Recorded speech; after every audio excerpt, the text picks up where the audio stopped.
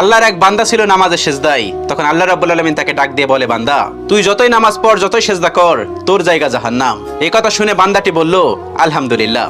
আল্লাহ তখন বলে, এই বান্দা, জাহান্নামের কথা শুনে কেউ আলহামদুলিল্লাহ কয়? বান্দা তখন বলে, আল্লাহ, জাহান্নামের মালিকও তুমি, জান্নাতের মালিকও তুমি। তুমি আল্লাহ খুশি হয়ে যদি আমাকে জাহান্নামও দাও, তাও আমার আপত্তি করার কোনো অধিকার নেই। আল্লাহ তখন বলেন, বান্দা, জাহান্নামে গেলে তুই পুড়ে যাবি, তোর খুব কষ্ট হবে।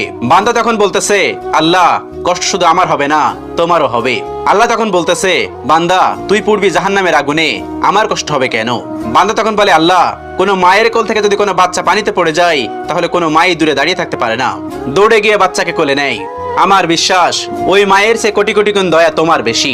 আমাকে জাহান্নাম দিলে তুমিও আল্লাহ শান্তি পাবে না। আল্লাহ তখন বলে, বান্দা, এই দলিল তুই কই পাইলি? বান্দা তখন বলে, আল্লাহ, আমাদের জাতির পিতা ইব্রাহিম আলাইহিস সালাম তোমার প্রেম মুখে নিয়ে যখন নমরুদের আগুনে পড়ে গেল, তার আগেই তুমি বলে